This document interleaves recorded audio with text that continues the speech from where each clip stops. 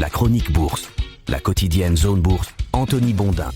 Bonjour tout le monde, bienvenue dans ce point de marché Zone Bourse du jeudi 4 décembre 2025, ça s'appelle aujourd'hui « Ce qui est petit est à nouveau mignon ». Dans leur quête de stratégie porteuse pour la fin de l'année et au-delà, les investisseurs sont en train d'explorer à nouveau la thématique des petites valeurs dans l'hypothèse où la Fed, nouvelle version, se montrerait très accommodante. En parallèle, le débat fait rage pour savoir s'il faut continuer à tout miser sur l'IA et via quels acteurs surtout, la question n'est pas tranchée manifestement. Il y a des matins plus compliqués que d'autres pour trouver des choses intéressantes à vous raconter. Il était environ 5h18 ce matin quand j'ai commencé à faire un tour d'horizon des derniers événements financiers et environ 6h45 quand je me suis dit « Ok, j'ai un problème ». Il va encore falloir parler de baisse de taux de la Fed dans 6 jours pour expliquer la hausse avec un soupçon d'IA et une pincée d'appétit pour le risque. Mais rien de très satisfaisant là-dedans et aucune bonne histoire à l'horizon et du coup je suis allé creuser les variations des entreprises américaines pour essayer de dégager une tendance. Quand le Dow Jones gagne 0,8% alors que le Nasdaq 100 plafonne à 0,2%, il y a souvent quelque chose à en tirer, comme dirait mon voisin Émile, dont la légende dit qu'il était au cours élémentaire lors de la création du Dow Jones et déjà à la retraite quand le Nasdaq est né. Et là je rappelle aux sceptiques que Émile existe vraiment et qu'il a remporté à plusieurs reprises le prix de la plus grosse courge du village, qui est quasiment l'équivalent d'une légion d'honneur par chez nous. Je ne mens pas, il y a des articles de presse à ce sujet. La conclusion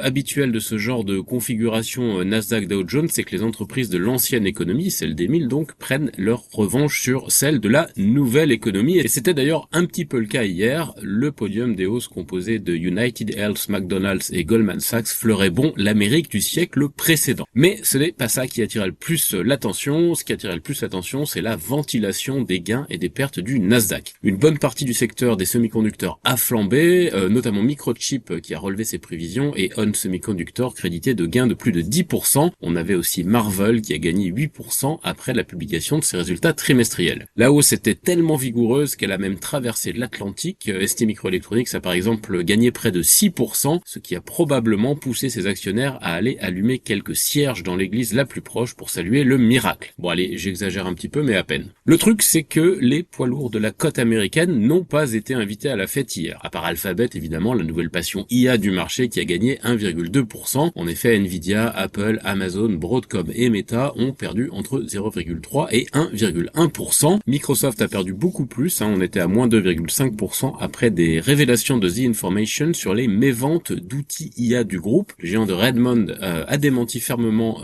les rumeurs mais sans succès et pour une fois la rue a choisi de croire la presse plutôt que le service de com de la société.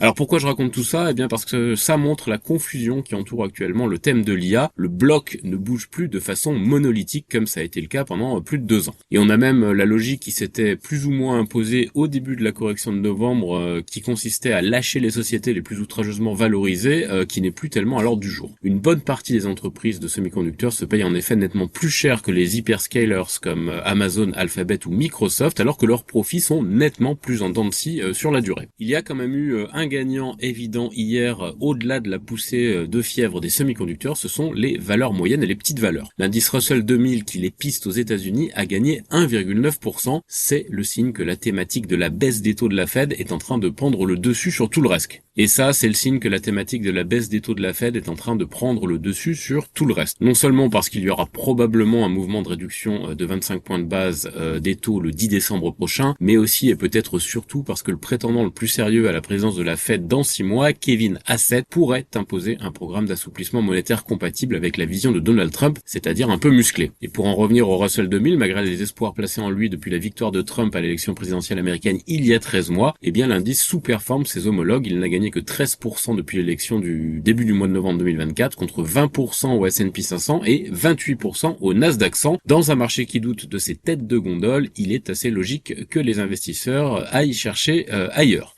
Dans la configuration d'une mise en œuvre effective du Fed Put, les valeurs moyennes ne sont pas la pire des idées. Et dans la configuration d'une mise en œuvre effective du Fed Put, eh bien les valeurs moyennes ne sont pas la pire des idées, bien sûr. Côté Europe, le marché reste sur une tendance un petit peu latérale. Le Stoxx Europe 600 n'a connu que des clôtures comprises entre plus 0,25 et moins 0,20% au cours des 5 dernières séances. Mais aussi, il faut quand même le noter, une seule baisse en 8 journées. Cette semaine, le marché a fait le deuil d'une nouvelle baisse de taux de la BCE après le petit sursaut de l'inflation en novembre en punissant le secteur immobilier et dans une moindre mesure le secteur bancaire. À part ça, pas grand chose à signaler sur le vieux continent où les records sont toujours à moins de 2% sur de nombreuses places. Dans le reste de l'actu, Scott Bessent, le secrétaire au Trésor américain, reste au centre du jeu économique de l'administration Trump pour le plus grand plaisir des financiers. En effet, il considère que c'est l'adulte dans la pièce. Bloomberg croit d'ailleurs savoir qu'il reprendrait la casquette de conseiller du président si Kevin Hassett partait commander la Fed. Il aura donc les deux casquettes. Bessent qui a par ailleurs désamorcé hier une des bombes potentielles qui pesaient sur les marchés en assurant que l'administration dispose d'un plan B immédiatement effectif si d'aventure la justice américaine remettait en cause la légalité des droits de douane en janvier. Du côté de l'Asie-Pacifique ce matin, les actions japonaises sont galvanisées par un excellent accueil réservé à une émission obligataire qui vient un petit peu contredire les craintes récentes. Ça a permis au Nikkei 225 de gagner 2,1%. Les autres places évoluent dans un canal relativement étroit. On a des baisses modérées en Corée du Sud et à Taïwan et de petits gains en Australie, en Inde et en Chine. L'Europe, elle, est attendue en légère hausse à l'ouverture. On passe maintenant à l'actu des sociétés en commençant toujours par la France. L'Allemagne, la France et l'Espagne se réunissent pour sauver le projet d'avion de combat qui concerne notamment Airbus, Dassault Aviation, Thales ou Indra Systemas. LVMH et la famille Arnault ont nié avoir détourné des actions Hermès. Unibail a nommé Kathleen Verhelsten directrice générale des investissements. AXA a finalisé sa dernière opération d'actionnariat salarié. SPIE annonce un changement de direction en Europe centrale. GTT se voit confier la conception des cuves de deux nouveaux méthaniers. Exosense et Theon prolongent leur accord commercial de long terme jusqu'en 2030. Et Fitch Ratings a relevé la note crédit de Telsat de B à BB, perspective stable après la levée de fonds du groupe. En meilleure forme, Pierre et Vacances pourrait changer d'actionnariat. Voltalia envisagerait de développer des centres de données au Brésil avec le soutien de ByteDance et Brookfield selon Bloomberg. Et Monaki s'allie à Taewong Medical USA pour les soins pancréatiques. Ailleurs en Europe, WPP quitte le FTSE 600 et se retrouve relégué dans le FTSE 250. C'est British Land qui est promu dans l'indice phare britannique. Plénitude, la filiale d'Eni va acquérir 100% d'ACEA Energia pour un montant pouvant aller jusqu'à 587 millions d'euros. Glencore a révisé à la baisse ses objectifs de production de cuivre pour 2026. Verbund propose un dividende exceptionnel de 1,15 € par action et Ferrari a signé une nouvelle facilité de crédit renouvelable de 350 millions d'euros.